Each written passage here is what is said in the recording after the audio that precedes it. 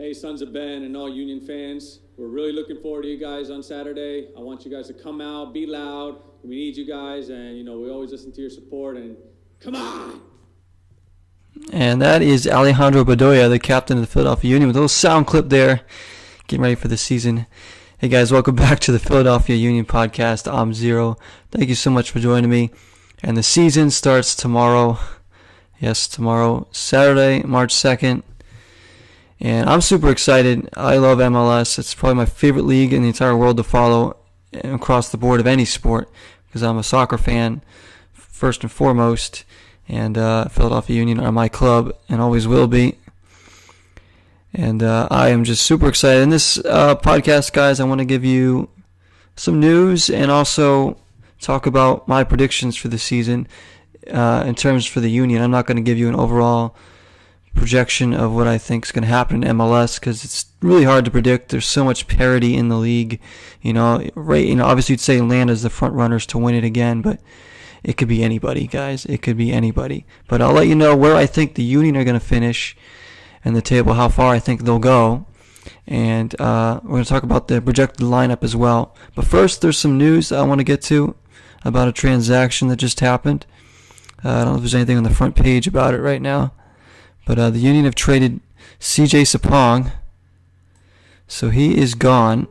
And it's kind of interesting because it's right before the season starts. He does give them some depth. And he's been on the team for a few years now. And now it's kind of like, well, it gets rid of one of our side midfielders, really. And it makes us a little bit thinner up top. So it's a very interesting trade. I didn't really see it coming, to be honest. But it gives us a little more spending money, I guess, and I hope that the club has ambitions of signing another midfielder. We can only hope. Let's see if there's anything on the website about the trade. Thank you, CJ. So a little thank you to him. I know how much Chicago it is. Chicago Fire, $450,000 in allocation money. So it's a pretty good chunk of change. He is a guy that scored goals in the past. He will be very slowed down recently, but still think he could be missed. He does work hard for the team, so I don't know. It's not exactly as shocking to me as the Keegan Rosenberry move or anything, but it's still a guy that started a lot of games last season is now, gone. So, but let's move on to the lineup. There's no Sapong now. So, what I think the lineup's going to be, my projected lineup for the first game here. We got Toronto coming up tomorrow. Should be a pretty tough game. We're in Philadelphia, but Union need to get off to a winning start if they want to, make their presence known early on in the season and get the fans revved up. And Curtin's been rolling out a 4-4-2 in preseason, which is a totally different system than what we're used to seeing from the Union over recent seasons. So I think it's going to stay that way going into the first week of the season. Now, who I think is going to be in the lineup, that could be debatable because he's used different players in there. So it's a 4-4-2 formation with like a diamond midfield. He's been playing Bedoya, Jones, and Medunjanin in there as well, which is interesting because Jones and Medunjanin, neither of them are really side midfielders at all. One of them just kind of sits. But here's what I think the lineup's going to be straight off the bat. Now, I think in net, obviously, is going to be Andre Blake. There's no debate there. He's our number one. He's one of the best keepers in the league, Andre Blake. Now, the back line, what I think it's going to be, I think it's going to be the young kids. All young kids, really. Austin Trusty and Mark McKenzie as the center back pairing, which they're still kind of growing, but show a lot of promise. I really fully expect them to be the starting center back pair with Aurelian Collin behind them and Jack Elliott. Now, as the right back, it seems like, as far as I know, I think it's going to go to Olivier Mbaizo, who's, another youngster, 21 years old. He seemed to be playing there in the preseason. You also have Ray Gaddis, who could play there, but I really think Mbaizo is the one who's going to be starting there in week one. And left back is going to go to the other youngster they just recently signed, Kai Wagner, German. I believe he's going to be the starting left back. I'm really excited to see him play. He's got some looks there in the preseason. So I think it's going to be a very young back line. Kai Wagner would be the elder statesman in the back line at 22 years old. So that shows you just how young the back line is. And that's a good thing. I think it's a good thing. But they need to mature pretty quickly going up against some of these teams. In midfield now, this is where it gets interesting because if he's going to play diamond midfield, I don't think Jones will start, unfortunately. I think it's going to be Medunjanin, Bedoya, Pico, and of course the star quality of Marco Fabian in the attacking mid role, because he's obviously going to be in there. You'll see Bedoya and Pico kind of play on the sides.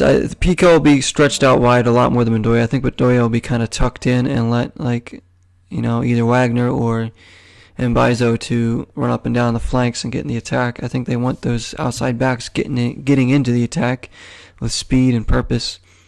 Fabian pulling the strings. Medunjanin, not really a holding midfielder, but he's going to be asked to do the job there. I feel like he could also interchange with Bedoya a lot during the game. But I worry about that coverage in the midfield. It worried me last season and could worry me even more going into this one. Might make for a better attack for our team, but we could be very exposed to the young players in the back. That's why I think a player like Jones, I keep preaching it, but I really think he gives us good balance in there. So with that, now the two forwards, which I do like because he usually doesn't do that, and we have two forwards that we can start up there. So no Sapong, but obviously Corey Burke will start up top with the new signing, Sergio Santos. No doubt about that. Those two are very much going to be counted on to score the goals. They have to. Because we don't have much for backup up front. We have Kasper Trebilko. I have no idea how to pronounce that. I think that's close enough, maybe. I apologize. But the German, who didn't play last season, could see some time off the bench. Pico could also move up there as well. He's an option to play in behind the defense. But other than that, there's not really. I mean, Akam could play up there too. I could see him coming in on the side midfield. You could even see him start some games, perhaps, Akam. I hope Akam gets back to form. But that's what I think the lineup's going to be, at least to start. I could be wrong, but that's just my prediction of what I think it's going to be. Now, how far will the Union go? This is my prediction for the team. How far can we go? Where will we exit? Can we win it all? Will we even make the playoffs? This is my prediction. Now, I'm going to take into account here that we're going to stay healthy.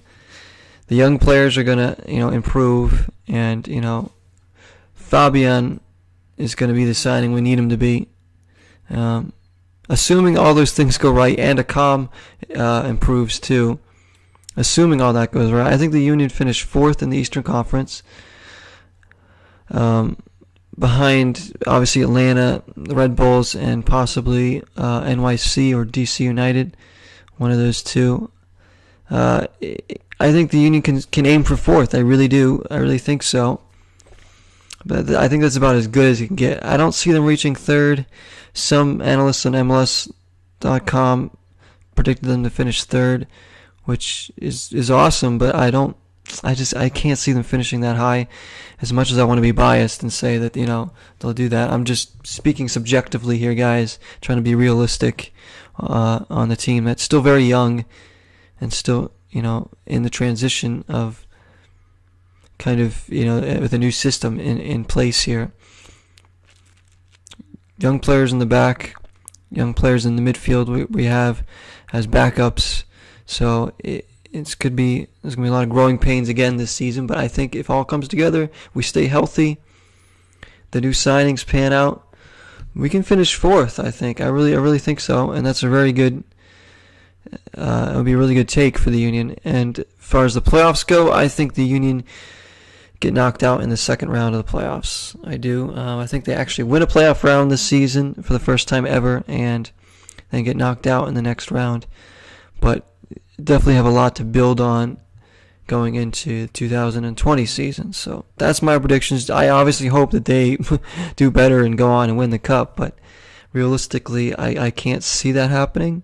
But it's not impossible because there's a lot of parity in this league, guys, and they get on a good run and have a good chemistry, and Fabian is, completely the DP signing we need him to be, and Akam shows up, and these young players really feed off the energy of the older players. Bedoya has another brilliant season. They very well could win it all, but I don't think that's going to happen. I mean, I should be saying that they will, just because I'm a big Union fan, but I'm not going to be that biased in this, because I think that there are a lot of teams in the league better than the Union right now, so it'll be tough. It's not impossible, but it's just not. I don't think it's going to happen.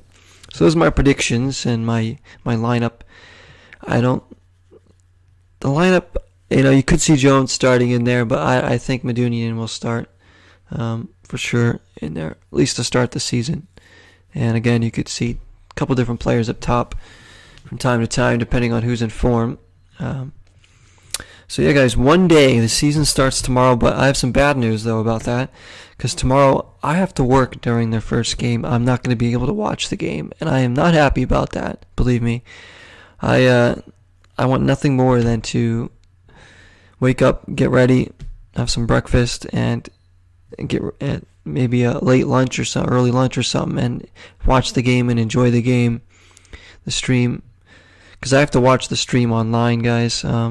I live out of Market, so I can't I don't have a TV with that channel, so I have to watch all the games on streams on my laptop. But I won't be able to watch that one. I don't know if there'll be a way I can watch the game after the fact. On on some kind of stream online that doesn't give away the score. I can try that, but I don't think that's going to be possible, because I have nothing I can't record the game. I don't have cable or anything, so I can't say, all right, DVR the game or something. So I'm very sad, because I really wanted to watch this opening game. I got a lot of questions about what the lineup's going to be and how we're going to perform in our home opener against Toronto. Toronto, obviously a team that recently has had success, but lost a lot of star power in the off season.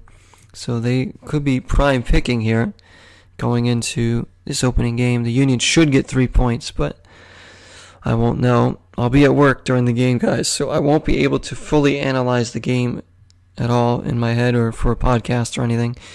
But I can guarantee you that at the very least I will watch full highlights of the game, and win, lose or draw, just to see what was happening. Hopefully it's a big win. But got to get an early goal, get it going. But I'm super excited. I love MLS. So happy for this season to be back. And let me know your guys' predictions for the season, not just for the Union, but if you want to give your predictions on who you think is going to win MLS Cup this season, feel free to do so. Or if you want to talk about the Union, even better. Always looking to connect with the Union fans, guys. I know a lot of people don't listen to these right now, but the more we introduce other people to it, I definitely want to connect with you guys. And if you guys have any questions or any comments, I'll be more than happy to share them on a podcast and answer them and talk about certain topics involving the Union as much as I can, the best of my abilities. So that will do it, guys, for this podcast. Thank you all so much for listening, and go Union. Let's hope we can open up the 3 points. Till next time, everybody, 0 is the number.